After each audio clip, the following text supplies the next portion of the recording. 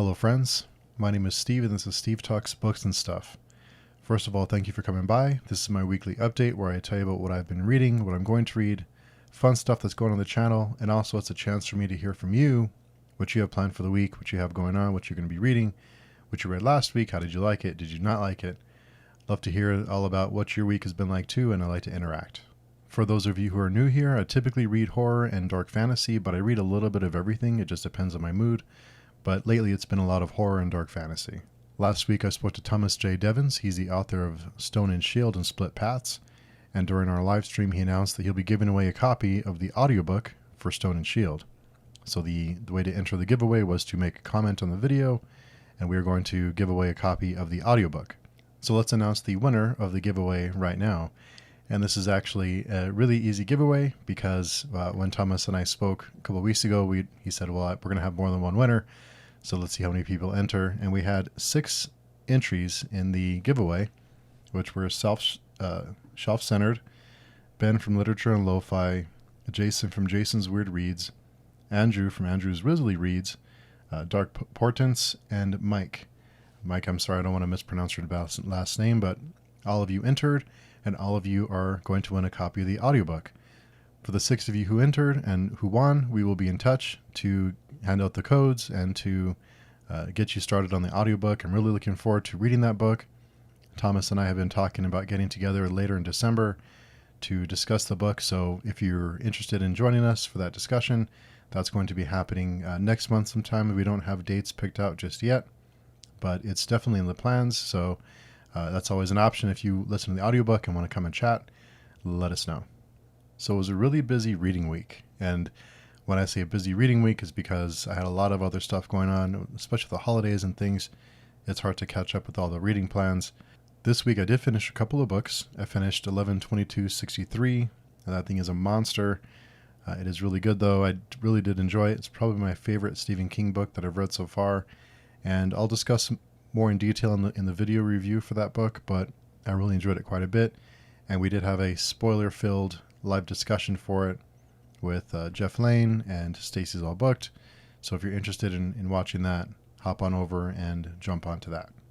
This week I also finished Beguiled by Night by Nicole Eisner. I keep mispronouncing her last name, so sorry, Nicole. But we did have a meetup on Saturday, yesterday, to discuss Beguiled by Night with her. Had a really wonderful time. All of us really liked the book, and the book is a little bit more romance than I'm used to, and it's hard to classify this book because it's part horror, part vampire, part paranormal, part there's a few other genres in there you can throw in there. It's hard to narrow this down, hard to explain it, but it's a story about a vampire and his life. And I don't want to say too much because I enjoyed reading the book and having it unfold for me, but it's about a vampire and his journey is all I'm going to say. I recommend going into this one blind, not knowing what it's about, other than it's about a vampire. But everyone in our group really loved it, so if you're looking for a vampire tale with horror, paranormal, romance, drama, check out Beguiled by Night. It's a really fun book, and I'm a big vampire fan, so I really enjoyed that aspect of it. And all of us everyone who read it in the group seemed to have a different takeaway. Some of us really liked the romance part of it. Like my wife really liked the romance aspects of it. I gravitated more towards the vampire stuff and the horror stuff. So there's a lot going on in this book, and it took turns, and it took chances I didn't see coming. This week I also started reading Heart Strange and Dreadful by Tim McGregor, and the setting for this one is, it reminded me, I think it was 1820s. So think of, if you've seen the movie The Witch, kind of that kind of atmosphere in this book. I'm about a quarter of the way through that one, and I'm really enjoying it so far. And the coming week, I have some books I have to finish by next weekend, so I had to slow down on Heart Strange and Dreadful to catch up with the other stuff I have to read. Now, thankfully, our group that we're reading The Dark Tower with is really easygoing and understandable because we had to push our Wizard and Glass discussion to later in December, I believe December 8th. So I have more time to read it now. There was just no way I was going to finish in time because I got so far behind with 11/22/63. That book is massive. So we did push that back a little bit.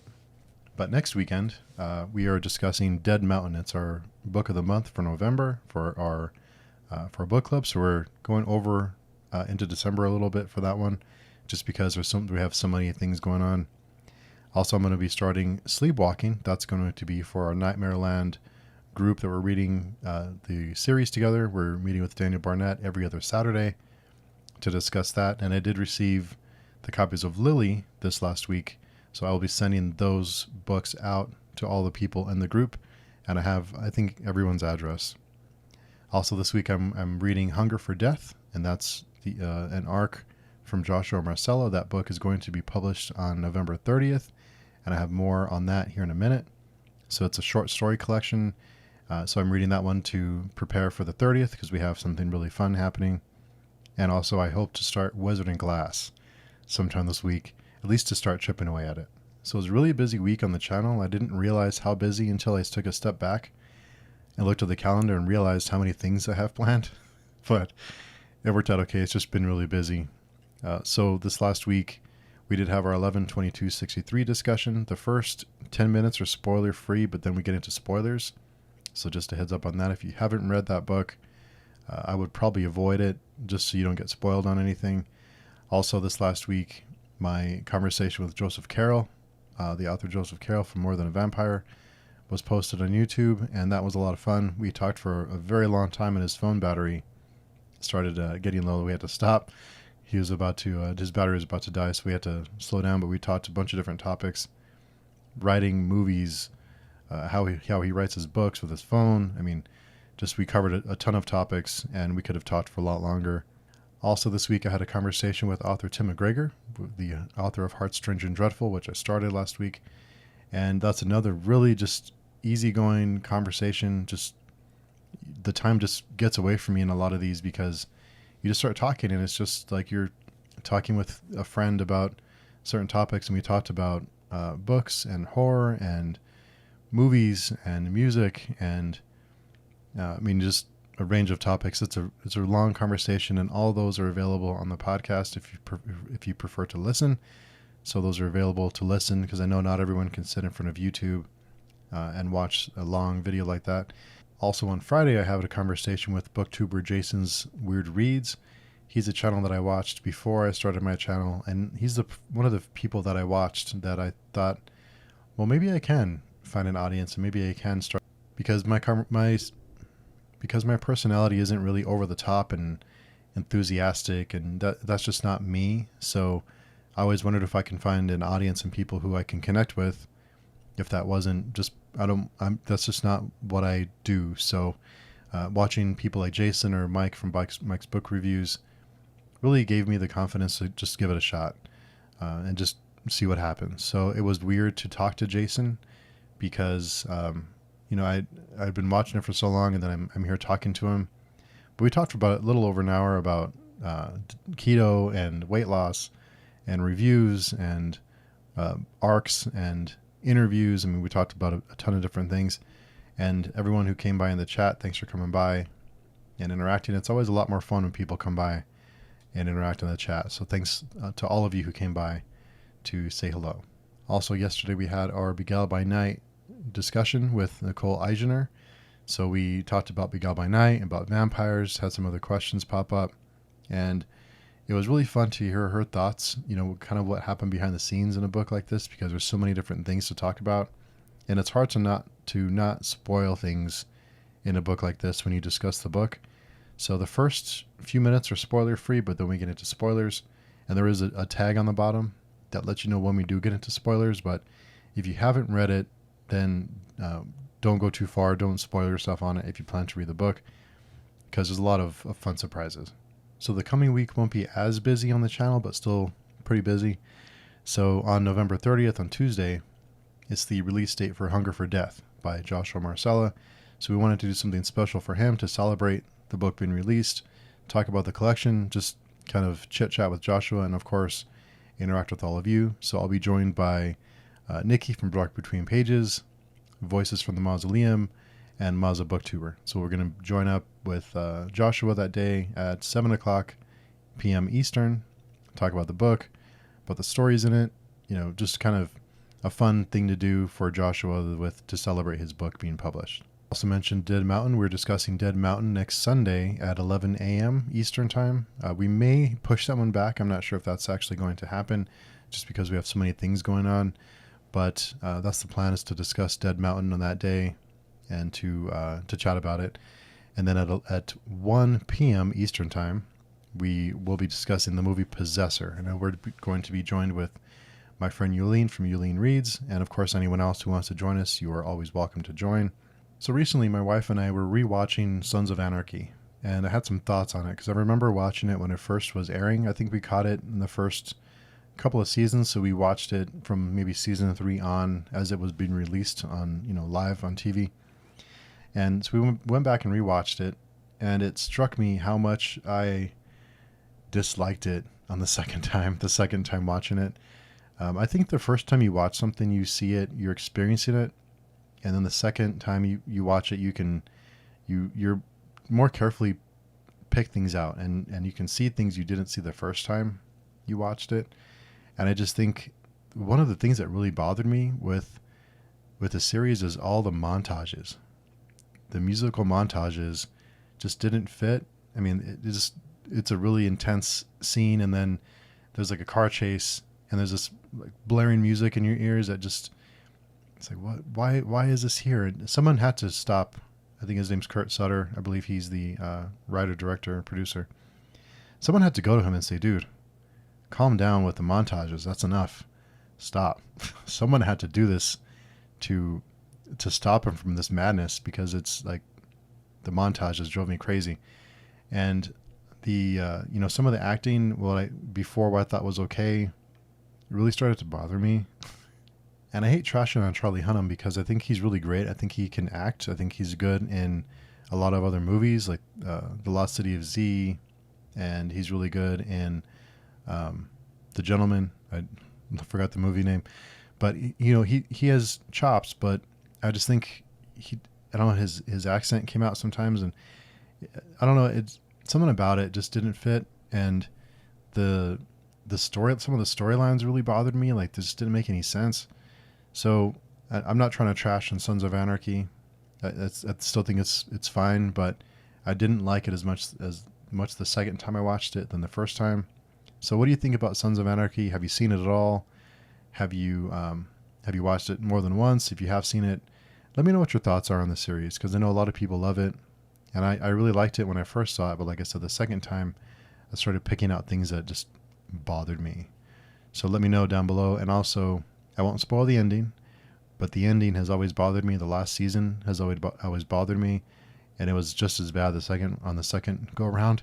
So let me know, without spoiling anything, what you thought of the ending. So let me know down below what you thought of the ending without spoiling anything for anyone who hasn't seen it. So lately there's been a discussion about star ratings and whether or not we should just get rid of star ratings altogether, because there's little nuance in star ratings, that it's this antiquated system for reviews. So let me know what your thoughts are on star ratings. What do you think about them? Because I think everyone has a different idea of what a 3-star book or a 4-star book is. And I also had an idea this week, and I know I get a lot of these, and something that I try and do with the channel that I think doesn't always work out is I try and do different things. Like, I'll come up with an idea and I'll give it a try, see if it works out. Just try these off the wall things that don't always work. People don't always respond to it, or maybe I just don't enjoy doing it after I try it. But after Short Story September, I really wanted to bring short stories back into the fold and onto the channel in a big way. And my scheduled group reads and stuff are gonna calm down a lot in January. So I thought what might be a fun thing is to start doing a short story Saturday. So what I'm thinking about doing is every Saturday, maybe in the afternoon, evening, thinking maybe 6 to 8 Eastern time. Every Saturday we'll get together and we'll choose a short story collection. So maybe it'll be something on Kindle Unlimited, or we'll just pick a short story collection and we'll read 2 to 3 stories from that collection. So I was thinking maybe capping it to a certain amount of pages. So like we read like 25 pages a week. Something manageable that's not too much, that's just enough to be comfortable. And every week we can come and talk about it and just discuss the story or stories and decide if we're going to continue reading that series or not, or that book or not. So we can come and talk about a couple of short stories, and if nobody shows up to them, which is entirely possible, then I'll just talk about the stories in a live stream, and I'll be that'll be it. But I think it would be a lot of fun if we can get some participation and get some people jumping on to just read a short story collection. Like I said, just a couple of stories, 1 to 3 stories. We can put a page count. And what my thoughts are is we can pick a short story collection. We can read the first, like I said, 20, 30 pages or so, come and talk about it, and then we can have a vote on whether we should continue reading this collection or try another collection the next week. And each week we can kind of just decide if we're going to continue or if we're going to start a different collection. And it's just a fun way to read short stories and to come and chat. And it's not a huge commitment, so I think that would be another plus. So let me know what you think about the star rating system and about Short Story Saturdays. Is this something that you'd be interested in doing or just jumping in the chat for? Let me know what you think, because I'm probably going to try it. But if you have any ideas, I'm open to ideas about it. I'm always open to suggestions. So let me know what you think. I'm curious what you all think about it. I think it'd be fun, but I'm wrong often, so you never know. So let me know down below what you're doing this week. What are you reading? What are you watching? What are you listening to? Let me know down below what you have going on. How was your holiday, if you are into that sort of thing? And just a general catch up. Let me know how you're doing. And I'd like to interact with all of you and to hear about your weeks. So hope you all have a good week, and we will talk to you soon.